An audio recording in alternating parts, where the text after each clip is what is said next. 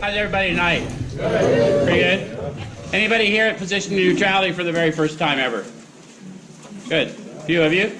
Well, first of all, welcome, and second, let me warn you in advance. You're liable to experience us just a little different than other meetings of other fellowships you may have attended. The primary reason that's liable to happen is we intend for you to have a different experience here. What we do here is we take a look at the suggested instruction for a step or so a week directly out of this book, and we try and look together to find our experience in it. So I can't tell you what your experience is, but I can show you how I find mine, if that makes any sense. So I'm going to show you how I find my experience in the book and encourage you to have yours. And if we both do our job, we'll share a spiritual experience in this room tonight. How many of you would like to do that? Given that we need one to overcome addiction. How many of you have been here before and can witness for these folks that happens? So when we talk to you in 12-step recovery about a spiritual experience, we're not talking about something conceptual. We're talking about something sensory. You will feel it. When you do, I'll know. And I'll call it to your attention because we would cheat you to talk to you about the power we call God without giving you a demonstration of the power. Fair enough? Fair enough. You may be asking, why does your feeling something that I'm feeling demonstrate the power of God? Well, maybe it does not. But we take some things on faith around here. In this book, they read it. If you go to AA meetings, they read a little portion of chapter 5. You guys ever go to an AA meeting? Yeah. They tell us there's one who has all power. That one is God. So if you're feeling something and I know, did we not demonstrate oneness? Yeah. And when that happens, would you not say that you were experiencing some inspiration? Because the root of that is in spiritus. So, in fact, that is the power which we're going to try and improve consciousness of. Fair enough? Fair enough. Okay, and we're in steps 8 and 9, so it's a freedom step, the fitness step. So these we should have some experiences of the Spirit. Yes? Okay, so you go to page 76 of your book. Those of you that want to follow along in the book. And if you don't want to follow along in the book, that's fine. I'll read from mine. I probably won't make much up. Okay, so the middle of page 76 says, now we need more action, without which we find that faith without works is dead. How many of you recognize that from another book? Yeah. So for alcoholics, the idea was not to arouse prejudice, but for alcoholics, for addicts of the hopeless variety, I have to believe in tangible power because my addiction was to a tangible power. Right. Does that make sense? I did not use that shit over and over again in spite of the consequences because of the theory of how that would make me feel. Yeah? Right. So it was a tangible sensory experience, and I was dependent on that tangible sensory experience, yes? Yes. And so this has to be every bit as tangible. And so I have to do works to prove the power to me, through me, which is why I work with others. The other thing is works are observable acts. So as addicts, we're skeptics. Any of you skeptical?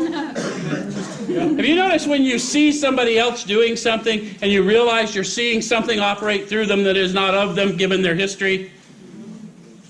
Do you like hearing them give credit to this power after you've witnessed it instead of them wagging it in your face before you've witnessed it? So the power is, since we don't take advice well, what we do is observe well. Yes? And we can see restored lives. Any of you met any restored lives here? Oh, yeah. Turn to your neighbor. Say, I'm a restored life. Right? Okay. True, isn't it? Yeah. Has anyone here not experienced restoration? Okay. All right, so let's look at steps 8 and 9. We have a list of all persons we've harmed and to whom we're willing to make amends. Where do we get such a list? 4 steps. And the authors say we made it when we took inventory. Yeah. Why do we want to align that? So we don't burn it before we use it. That's what I was going more for the thoroughly followed our path. Rarely have we seen a person fail who's thoroughly followed our path. So if the founders found freedom through this process and they got their amends list from their inventory, perhaps I should try and do the same with mine. Yes. Does that make sense? Okay. And then it says we have a list of all the persons we've harmed to whom we were willing to make amends. We made it when we took inventory. We subjected ourselves to a drastic self-appraisal. How many of you found your inventory process drastic? Yes. Okay. It said now we go out to our fellows and repair the damage done in the past. Did you see what they just told us this amends step is about? It's about the reparations, not the approach. Don't get it twisted. A lot of times we spend a lot of time thinking about the approach, making the perfect approach. The approach isn't as important, but we're growing, right? Okay. So we've already admitted this in confidence to another person. We're sure we'd be in prison or lose our job if it were known. Maybe it's only a petty offense, such as padding the expense account. Most of us have done that sort of thing. Any of you ever done anything like that? Take a little something from work? No big deal. Maybe we're divorced and have remarried but haven't kept up the alimony, number one. She's indignant about it and has a warrant out for our arrest. That's a common form of trouble too.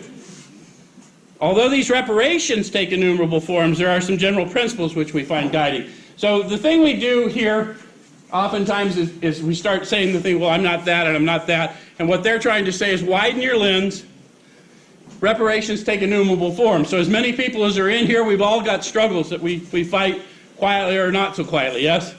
So whatever that is, whatever limiting thought you have that is keeping you, preventing you from moving forward into a better version of you, that's what we want to address.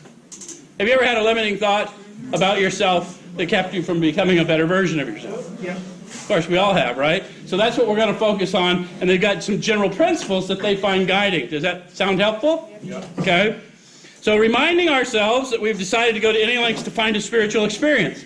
So the first thing we do is remind ourselves what we set out to do. Do you know the goal of recovery is not abstinence? No. Right. Awakening. It's awakening. Abstinence is a byproduct.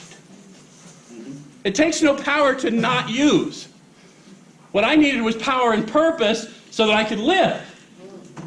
Does that make sense? Yeah. And we got to remind people of that because sometimes our fellowships get it twisted. Okay? Some of you felt that. Who felt that? That's the power. It doesn't come from up here. It's in you. Okay? Okay, so reminding ourselves we decide to go to any lengths to find a spiritual experience, we ask that we be given strength and direction to do the right thing. So what did they tell us? How would we recognize this power? How did they all, atheists, agnostics, and religious people dying in addiction, how did they recognize this power? Power, peace, happiness, sense of direction flowing into them. How am I going to know that if I don't go do this fitness thing and start getting the direction I need to take care of the thing in front of me that I'm afraid of? Right. Make sense? Yep. So we're always proving the power to us through us. Okay, so we may lose our position or reputation or face jail, but we are willing. We have to be. How many of you have lost your reputation? Almost all of us do at some point. But how many of you have had an identity? How many of you had an identity in the fellowship, a persona, and then you didn't live up to that persona? And that identity gets taken away, right? And it can be really defeating if we don't realize that that was a gift. I needed to get that limiting idea out of my way. Yes? Okay. Okay, so we have to be, we must not shrink at anything. Usually, however, other people are involved. Therefore, we're not to be the hasty and foolish martyr who would needlessly sacrifice others to save himself from the alcoholic pit. So they're going to give you an example of a guy so that you can see what they mean, because those words are kind of flowery, but they're telling us who the others are, right?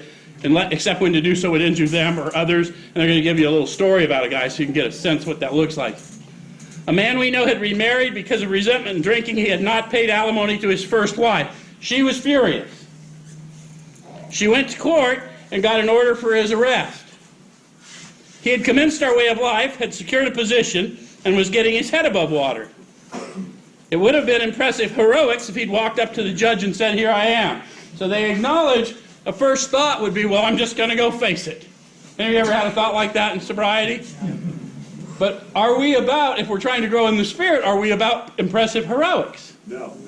No, that may not be necessary, and it certainly wouldn't be useful in trying to diminish ego, right? Although it seems like a sacrificial thing, it really was not. Does it make sense? Okay? So we thought he ought to be willing to do that if necessary, but if he were in jail, he could provide nothing for either family. So other than the one he hadn't been paying alimony to, he had a new family, he had a new employer, he had a home group he was meeting with. So those are all the others who would be affected if he was all of a sudden extricated from their lives. Does it make sense? Yep. Okay. So we suggested he write his first wife, admitting his faults and asking forgiveness. He did, and he also sent a small amount of money. He told her what he would try and do in the future. He said he was perfectly willing to go to jail if she insisted. So of all those things, what do you think was the most important thing he did? Money. How many of you just think like the whole thing looks like a rearrangement? I write a letter saying, you didn't deserve this, I hope someday. Why would I hope they could forgive me someday? So I can be useful to them. I can be useful to them, and because they're suffering from their resentments of me, and I gave them that. We don't suffer from other people's resentments of us, we suffer from our resentments of others. And we know that if we're growing in the Spirit. So I do really hope that someday she can forgive me.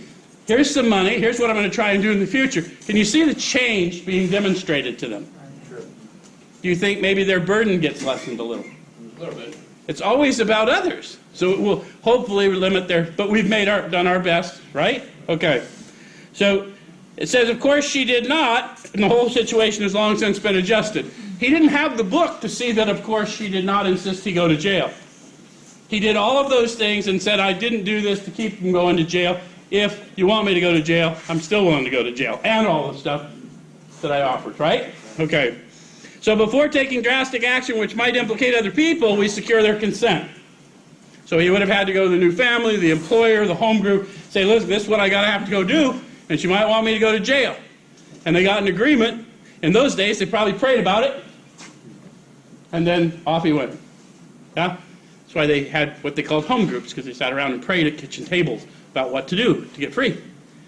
Okay, if we have obtained permission, have consulted with others, asked God to help, and the drastic step is indicated, we must not shrink. They just told you what it feels like to get an answer in meditation. How many of you have asked for help, got the guidance, didn't like that guidance, ran it back again? No shit, I really got to do this. You ever had that happen? Okay, so I'm going to go back one more time, and I'm going to get the power, and out we go. And now you know what prayer and meditation on the fly is, don't you? People think about it like conceptual, or going to a meeting and sitting around and burning incense, and you can do that, but that's a practice. That's not this practice. This practice is on the fly. Why do I pray, meditate, pray constantly as I go through my day? Maintain conscious contact. And demonstrate dependence. I got here because I was dependent by nature. So as I grow in the Spirit, I need to be dependent on the source, and the dependence is constant prayer and meditation. Does that make sense? Yeah. Not theories. Where's my parents here? How many of you have had your kids in a pickle or sick or something where you're really worried, and they know what I have to tell you to stay in prayer and meditation? Yep. Why, when only the big shit's going on, do we think we need God? Anyway, this brings to mind about one of our friends. While drinking, he accepted a sum of money from a bitterly hated business rival, giving him no receipt for it. He subsequently denied having received the money and used the incident as a basis for discrediting the man. He thus used his own wrongdoing as a means of destroying the reputation of another. In fact, his rival was ruined. To tell you the old Paul Harvey rest of the story, this guy was one of the more religious members. The original membership, half were atheists and agnostics, the other half were religious people dying in alcoholism. So this was one of the more religious guys. He never joined AA. He stayed in the Oxford groups. That's why we don't have his name. But anyway, the whole point of this story is that he had been having a little drinking time, perhaps, with what he calls here a bitterly hated business rival. But how many of you in addiction cut a deal at the bar, you buy the materials and then I'll do the job next week? Sometimes money entrusted to us has an evaporative rate that's inexplicable. So what happened is this money evaporated in his possession, and although there was an explanation, there was none he cared to give because this guy was donating to the church fund. So he denied receiving the money for the church fund. Now, how many of you have had a church family and know that that would be a bit sticky to go and say, yeah. Okay, so he didn't want to do that. But now he's getting ready to die in his addiction. He's got to move forward. Okay, so he felt he'd done a wrong he could not possibly make right. How many of you got here and felt that kind of guilt and didn't feel like you could go back to a church family? Or how many of you have stolen the seventh tradition money and didn't feel like you could go back to your group? I mean, only some bitch did that, huh? Nobody? Or are you just not copping to it? Come on. Okay. If he opened that old affair, he was afraid it would destroy the reputation of his partner, disgrace his family, and take away his means of livelihood. What right had he to involve those dependent upon him? So the first question, when they put a question mark in the book, folks, it's an opportunity to go inward.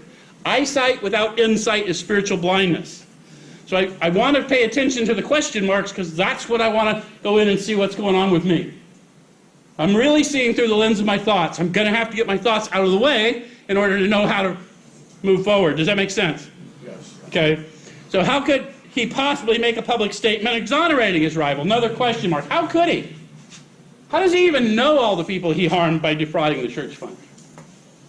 How does anyone know other than the Spirit? Probably not, right? So regardless of where you come from before he's coming from, he's going to have to consult the Spirit about what to do next. Yeah? So it says, after consulting with his wife and partner, he came to the conclusion that it was better to take those risks than to stand before his Creator guilty of such ruinous slander. He saw that he had to place the outcome in God's hands or he'd soon start drinking again and all would be lost anyhow. He attended church for the first time in many years. So he hadn't even been able to go to church because of his embarrassment over what he had done, and he's assuming they don't know what he's done. Have you ever not gone back to a fellowship because you don't know what they know, but you're pretty sure they might know something? And have you ever felt difficult about it? So this isn't that foreign to us. This is all common human stuff. Okay. Yeah. After the sermon, he quietly got up and made an explanation. How many of you have been in a church family and know that getting up quietly to make an explanation when you stole the money would not be an experience of quiet? You know what I'm saying? The inside of me would not be quiet. But if he's calm, frank, and open, he's gratified with the result. You see the demonstration they're painting for you? Okay? So it says his action met widespread approval, and today he's one of the most trusted citizens of this town. So he apparently was able to be empowered to be calm, and the thief of the church fund becomes the most trusted citizen in the town. What is that but a restoration? Demonstrable. Does it make sense? That's how people come to believe, because they see restoration before their eyes. Okay, this all happened years ago. The chances are that we have domestic troubles. Any of you have domestic troubles? Any of you manage to even keep a domestic? Or did you spin that shit all out? Okay. Perhaps we're mixed up with women in a fashion we wouldn't care to have advertised. We doubt if in this respect alcoholics are fundamentally much worse than other people. But drinking does complicate sex relations in the home. So how many of you found that your addictive conduct sometimes complicated sex relations? In your home or the home of others? Or sometimes a real mix, like the whole Motel 6 thing. Okay. After a few years with an alcoholic, a wife gets worn out, resentful, and uncommunicated. How many of you have found yourself with a significant other who was worn out, resentful, and uncommunicated? Yep. That's obviously what I would see, because that's what I'd see my thoughts. How many of you found that you were also worn out, resentful, and uncommunicated? Yes. That's why we have a chapter to the wives, so we can unspool it. You know, sometimes, how many of you started to get well, and then realized as you started to get well, you threw the family dynamics all out of whack? And they tried to yank you back into your role. Well, of course they did. Of course they did. Because it's one big sick, and one goes out and starts to get well, and everything tilts. Right? You got to get spiritually fit, because you're there to save them, not to disturb them. Okay. After a few years with an alcoholic, a wife gets worn out, resentful, and uncommunicative. How could she be anything else? So again, question mark, go inward. The husband begins to feel lonely, sorry for himself. He commences to look around the nightclubs or their equivalent for something besides liquor. Christie's Cabaret. How many of you have found that that also happens in our fellowship halls? Yeah. Happens lots of places, and so what we want to be aware is it's always an outward, we're trying to get ease and comfort somewhere, and we keep demonstrating dependence. So it's not something to condemn for, because none of us get it very well. But it is to become aware of what we're seeing. We're seeing a manifestation of the addiction. Okay. Perhaps he's having a secret and exciting affair with the girl who understands. Have any of you met him or her? It's not really their understanding that's in question, but what we're trying to do is look at our justifications, yes? In fairness, we must say that she may understand, but what are we going to do about a thing like that? So, okay, let's just assume for a minute they understand. Now, what are we going to do about you? Right? How many of you have started to do your inventory and you wanted to talk about their part for a lot longer than the guy helping you? So can we get to your part? Yeah. And who sponsors people here? How many wrestling matches have you had with people you're sponsoring? Okay, we've talked about that. Let's talk about your part. Yeah, what? Right? Yeah. Okay. A man so involved often feels very remorseful at times, especially if he's married to a loyal and courageous girl who's literally gone through hell for him. So how many of you have had people that were with you, even if they were worn out, resentful, and uncommunicative, they've stuck with you through some really gnarly stuff? Sometimes we're not even with them anymore, but they still are supportive, yes? Okay. So whatever the situation, we usually have to do something about it. So what do they say? Once I get through with all the mental masturbation, I'm probably going to have to do something about it. Because rarely have we seen a person fail to thoroughly follow our path. If we're sure our wife does not know, should we tell her? Another question mark. You want to deconstruct the sentence? How sure are we? I was pretty sure they didn't know about my addiction, too. That little cat got out of the bag. Any of you find out when you finally admitted to whatever it was, you made it unanimous? Not always, we think. If she knows in a general way that we've been wild, should we tell her in detail? How many of you had the experience of demanding detail, receiving detail, and wishing the hell you had not got so much detail? So that's not a kindness. It wasn't working. How many of you found a willingness to act your way into better thinking that you did not manifest before? So that is the tangible power we call God, our consciousness of which can be raised. Fair enough? Okay. So remember, it was agreed at the beginning we would go to any lengths for victory over alcohol. Who do we make that agreement with? Ourselves in this power we met, right? We learned we had to fully concede to our innermost self. Yes? Why did I do the inventory? Well, sometimes you have to search fearlessly to find this power. Yes? Okay. All right, so probably there's still some misgivings. Anyone experience any misgivings? As we look over the list of business acquaintances and friends we have hurt, we may feel diffident about going to some of them on a spiritual basis. How many of you have looked over your list and either you didn't feel terribly spiritual toward them, or you met them in a rather unspiritual pursuit? Yes. It isn't about the circumstances I found them in. It is the condition I found myself in, desperately needing to tie into the tangible power of the Spirit. Does that make sense? Yeah. Okay. So, as we look over the list of business acquaintances and friends we have hurt, we may feel different about going to some of them on a spiritual basis. Let us be reassured, to some people we need not, probably should not, emphasize the spiritual feature on our first approach. So if it troubles you to go to your dope dealer and admit that you forgot to pay him, you didn't deserve to be treated that way, you don't have to do that in the spiritual basis on the first approach, right? If you're going to somebody who you've harmed because of theft, they're not interested in your discovery of God. They want to know where their shit is. Got me? So, and we'll deal with God later after we got some heat off. Yeah. It's a logical approach. Does it make sense? Okay. We might prejudice them. At the moment, we're trying to put our lives in order, but this is not an end in itself. Our real purpose is to fit ourselves to be of maximum service to God and the people about us. So how many of you have felt a lack of purpose in your life at various times? So part of feeling a lack of purpose is I'm not spiritually fit enough to override my ego. So actions I should take to become a better version of me, I'm afraid to take. Any of you ever had that experience? So something about humbling myself before people and owning my part increases the strength of the spirit and diminishes the strength of the ego. It's logical, yes? How many of you have had that experience? Okay. So we're trying to get fit, and the exercise is strengthening the spirit through these disciplines, yes? Okay.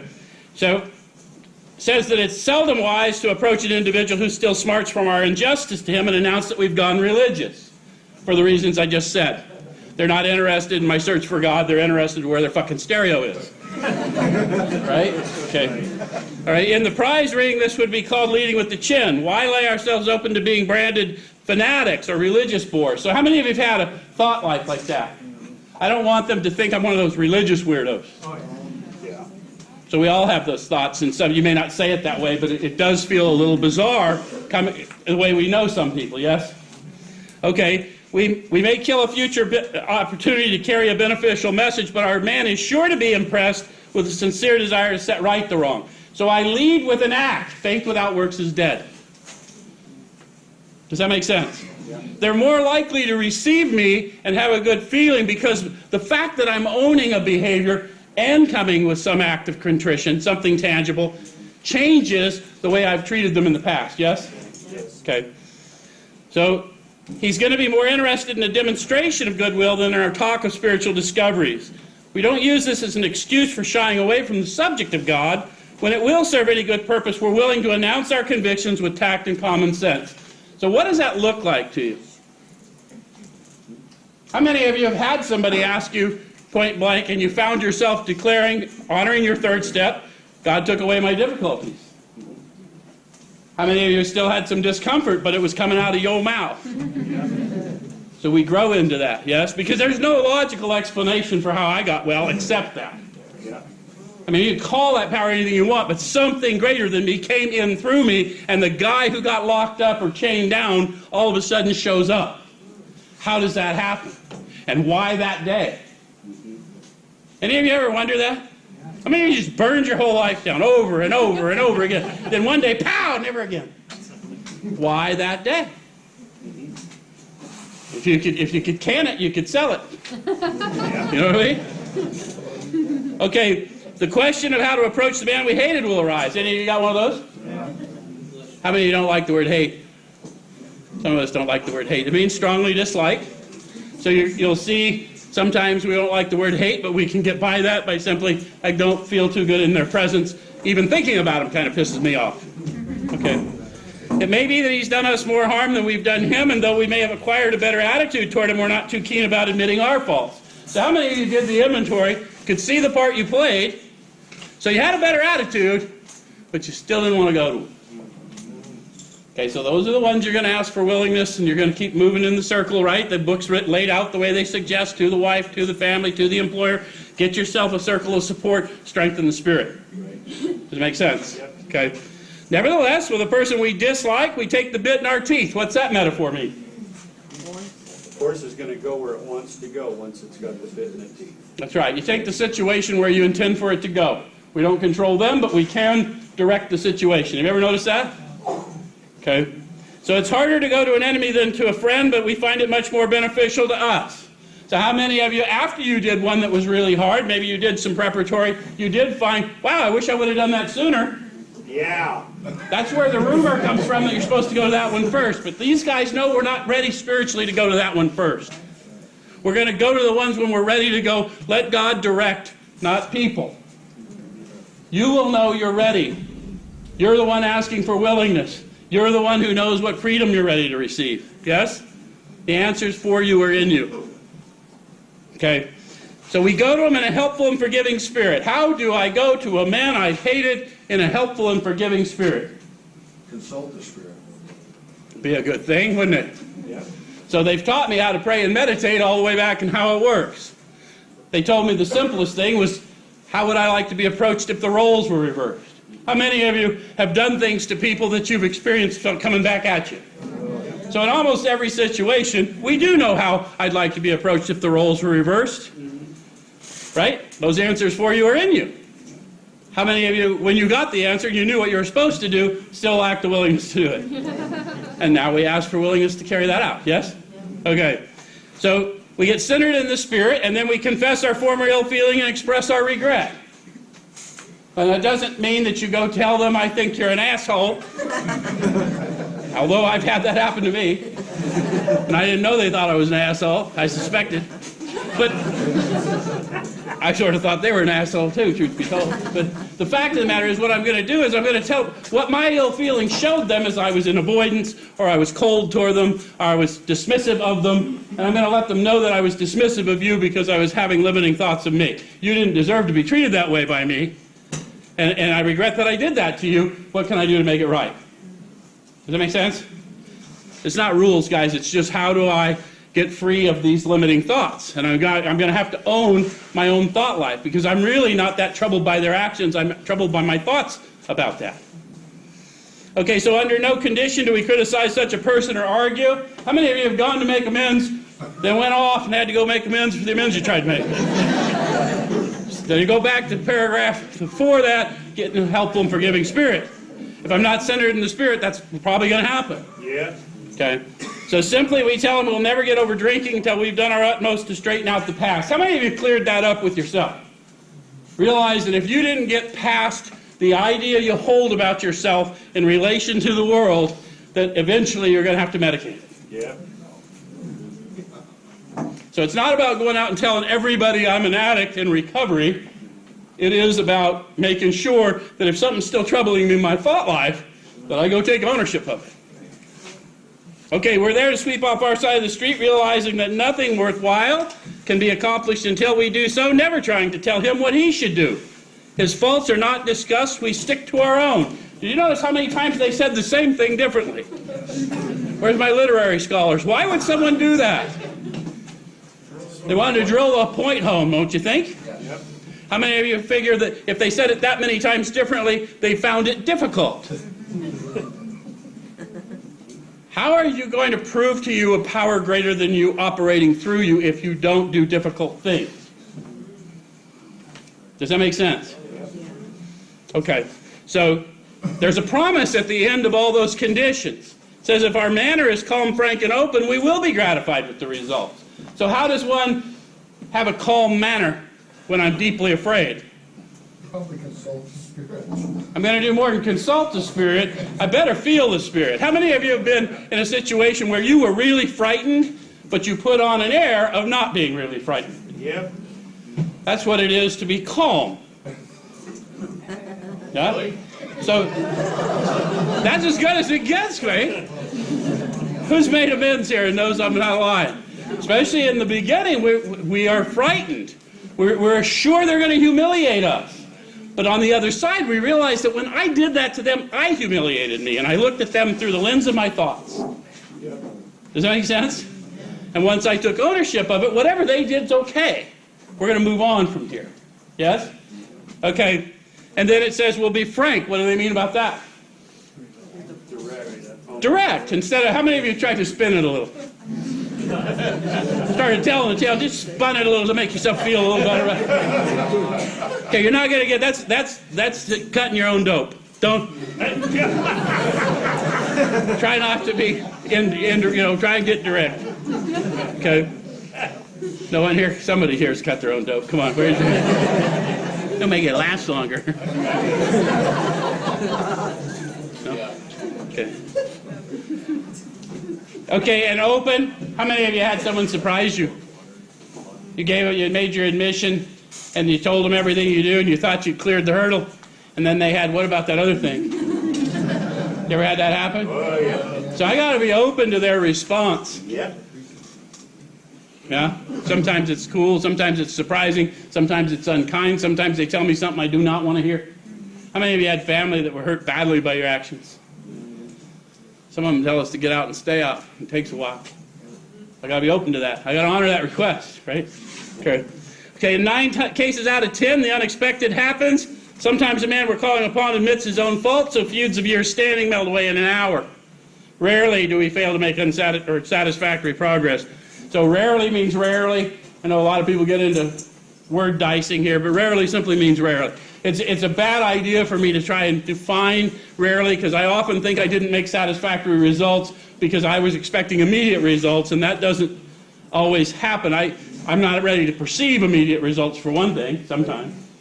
How many of you found that with family, that as you demonstrated that you could do some things, people started warming up to you again? Yeah, so you probably had to plant that seed first, so you made satisfactory results, you just didn't see the growth from it yet, yeah? Okay. So our former enemies sometimes praise what we're doing and wish us well. Have you ever had that happen? No. Yeah, it does happen. And so, you know what happens with a lot of us? Sometimes we've made a big deal in our mind, and they've made a big deal in their minds, and neither one of us can remember what the real slight was. Any of you ever had one that you untangled and said, what the hell were we mad about? Yeah, it happens. So you just don't know. But we know we got to get free of it, yes? Okay, Occasionally they'll offer assistance. It should not matter, however, if someone does throw us out of his office. We've made our demonstration, done our part, it's water over the dam. So the point is, I went to make a demonstration of a power greater than me operating through me. So I showed up, I took ownership of something, I was kinder than I felt like being, and it proved the power to me through me, yes? Yeah, how many of you have been able to actually act kinder, speak kinder than you felt like? What is that but a power greater than you operating through you? How many of you have discovered as you've grown in this, that through prayer and meditation and continuing to do, getting centered, that you actually can do that on a prolonged basis, even less disturbed than you used to be? Yep. How many of you have had incidents happen where you didn't even get angry when you used to would have been enraged, and other people, normal people, say, you should be angry? So, yeah, don't want to. Yeah. Have you had that experience? That's growing in consciousness. Okay. All right, so it says most alcoholics owe money. No shit. Any of you addicts get here without owing money? We do not dodge our creditors. Now they're talking about their experience. How many of you have had the experience of dodging your creditors until you realize you can't dodge your creditors, and then you go back to the book, oh yeah, we don't dodge them. Yeah. Because I can't keep living in those limiting beliefs. Right? If I continue to live in those limiting beliefs, then I'm trying to drag yesterday's experience into the new experience I want. It's not going to happen. Does that make sense? Yeah. Okay. Telling them what we're trying to do, we make no bones about our drinking. They usually know it anyway, whether we think so or not. Nor are we afraid of disclosing our alcoholism on the theory that it may cause financial harm. Now there again, they're not telling you go tell everyone about your alcoholism and addiction, but they are saying if my addiction caused financial harm to them, I owe them the explanation that I did that, here's why I did that, and you didn't deserve it. Right. But if you just go out and blather to everyone about your addiction, you will probably experience some financial harm. Yep. Because you just, there's a stigma attached. You ever had that happen? Sure. Yeah. Okay. We hang out in these fellowships and we don't think anything of it, but you get out and I've had to go speak to like groups of CEOs about other things, and the minute they find out I'm an addict, that's all they want to hear. It's like that's a facet of who I am. Or who I've been. Does that make sense? Yeah. So we got to be a little cautious about that. Okay, approached in this way, the most ruthless creditor will sometimes surprise us. Arranging the best deal we can, we let these people know we're sorry. So what's the best way to let someone know that you're sorry? Talk to them. Talk to them, find out what you can do to make it right, some kind of a demonstration, yes? Okay. Yep. Our drinking has made us slow to pay. We must lose our fear of creditors no matter how far we have to go, for we're liable to drink if we're afraid to face them. How did they discover that little tidbit? They did it.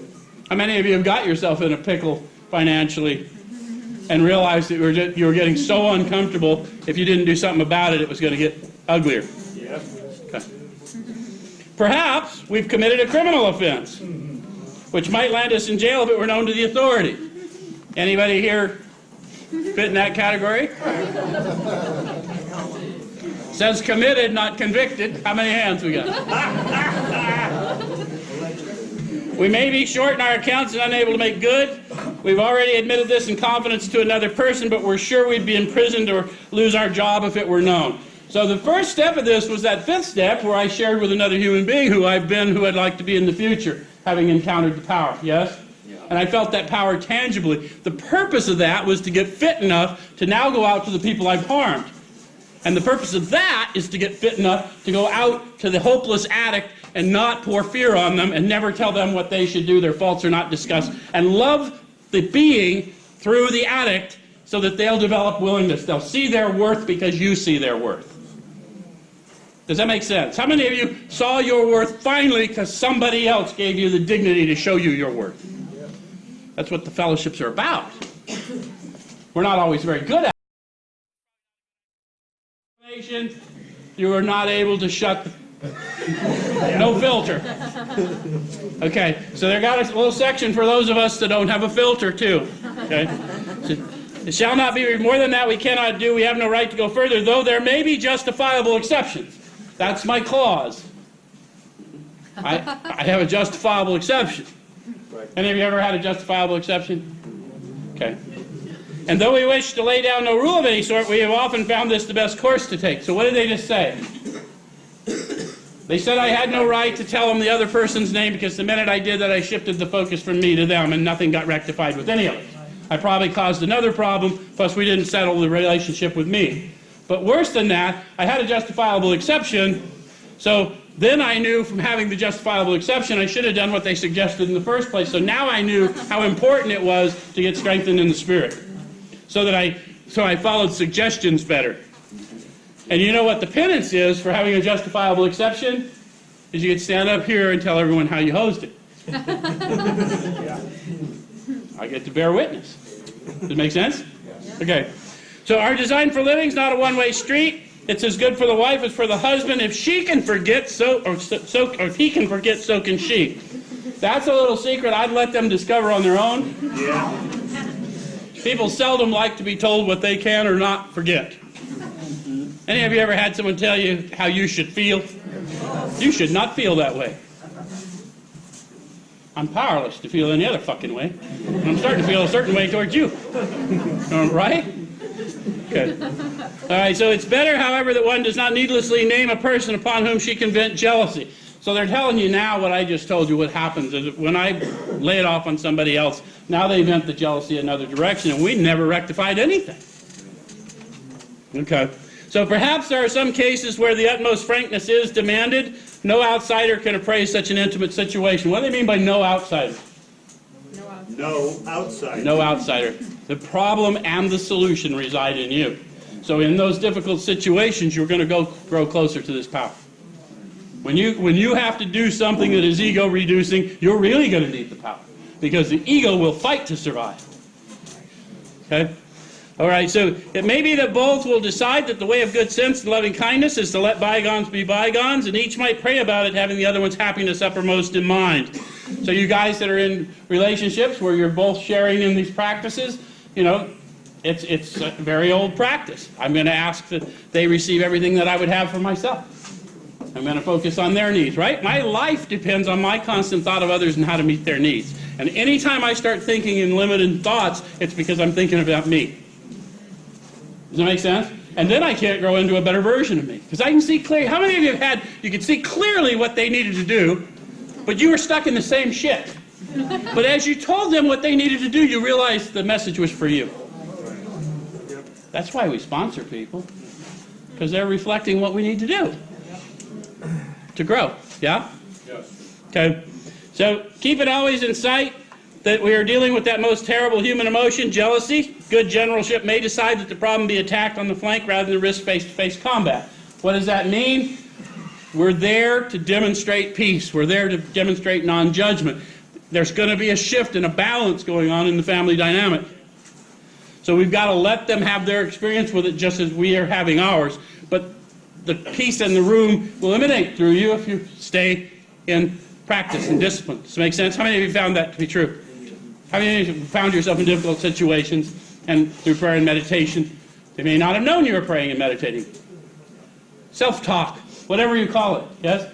Self-care, we call it around here.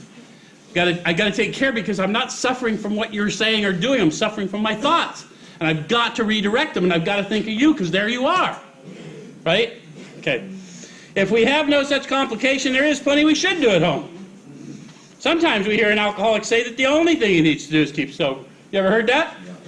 How many times this week? 5. We hear it a lot, right? And does that make any sense in light of the experience we had getting here? No. How many of you sobered up several times only to go off again? So if the only thing I need to do is keep sober, why this constant revolution, right? Okay, so certainly he must keep sober, for there will be no home if he doesn't, but he's yet a long way from making good to the wife or parents whom for years he's so shockingly treated. Passing all understanding is the patience mothers and wives have had with alcoholics. Had this not been so, many of us would have no homes today, would perhaps be dead. Is that true for you? You have family members, no matter how difficult they've made it maybe, that they put up with some shit. And so we've got to restore the balance, and we're the instrument for restoring balance. How many of you have parents have kids go off, and you have to be the balance? A lot of us have all kinds of tragedies with that kind of stuff. Okay, it's going to take power. You know, it takes power to watch your children go through these things. and not be judgmental. The alcoholic is like a tornado roaring his way through the lives of others. Hearts are broken, sweet relationships are dead. Affections have been uprooted. Selfish and inconsiderate habits have kept the home in turmoil. We feel a man is unthinking when he says sobriety is enough. Can you now see why they say that? Yeah. A man would be unthinking to say sobriety is enough given the wreckage my life became. But how many of you have had that very same thought when you first knew and you're just, what do you mean I can't go to my meeting? I need my meetings. I'm not drinking, you know. Any of you ever demand your time and not remember that you've been stealing from the household? I'm the only one, some bitch that did that. He's like a farmer who came out of the cyclone cellar to find his home ruined. To his wife he remarked, "Don't see anything the matter here, Ma. I ain't grand the wind stopped blowing." So it sounds a little funny, but we do tear things up, don't we? So is it good enough if we've knocked the whole damn house down to say, well, lucky I ain't drinking? Right? They're eating out of a dumpster. Anyway. Yes, there's a long period of reconstruction ahead, and we must take the lead. So another metaphor, right? There's stuff to do. There's lives to be rebuilt, and I'm going to have to suck it up and get after it, yeah? Okay. A remorseful mumbling that we're sorry won't fill the bill at all. We ought to sit down with the family and frankly analyze the past as we now see it, being very careful not to criticize them. So this is part of taking care with the family, starting to help restore the balance. Their defects may be glaring, but the chances are that our own actions are partly responsible, so we clean house with the family, asking each morning in meditation that our Creator show us the way of patience, tolerance, kindness, and love. The Creator will show you, through you, that way of patience, kindness, tolerance, and love. If you'll remain conscious of it, you'll be able to be kinder than you feel like being in those situations, and when you do, you'll prove the power to you through you. Right? I'm going to practice these principles in all of my affairs. And I'm going to start in the family where I've done all the devastation. That's where I'm going to get fit enough to go out to the really sick ones and take this power out for some healing. Yeah? Okay. All right, so the spiritual life's not a theory. We have to live it. It's a manner of living. It's not a workbook exercise. If you think you've completed your steps, you don't understand the gravity. We don't complete our steps. I made a decision in 3 to advocate for my brothers and sisters as long as I have a breath. And that is my obligation, and it's an unending obligation if I want to remain free. Does that make sense? Okay. So unless one's family expresses a desire to live upon spiritual principles, we think we ought not urge them. So how many of you found that people were reluctant to talk to you about spiritual matters, and you were all excited, and they got a little turned off? Because it's better for them to see it and then ask and then be told than be lectured. Yeah? We should not talk incessantly to them about spiritual matters. They will change in time. Claim that promise.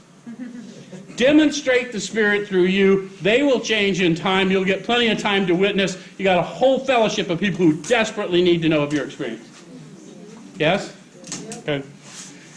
Our behavior will convince them more than our words. We must remember that 10 or 20 years of drunkenness will make a skeptic out of anyone. There may be some wrongs we can never fully right. How many of you have got some of those you're afraid of? That happens. That happens.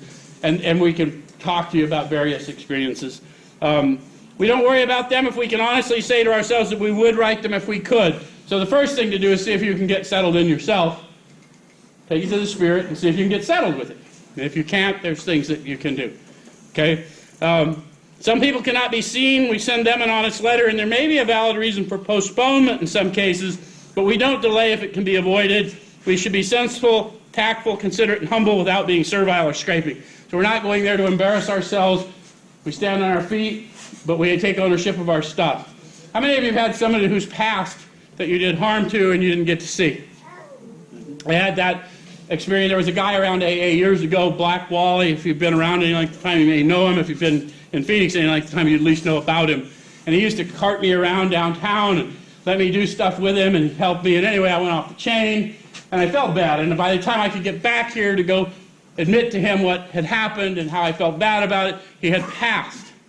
So one day I'm sitting out in the courtyard of a halfway house taking a young man through his steps, and I'm in the 4-step inventory, and I got a list of relatives, and I'm sitting with Black Wally's grandson. Some of you are feeling that.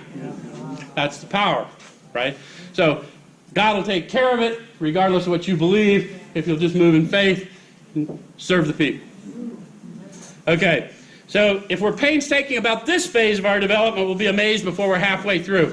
What phase? 4 through 9. I'm not going to read the rest of them. We'll come back next week and look at the rest of them. Thanks.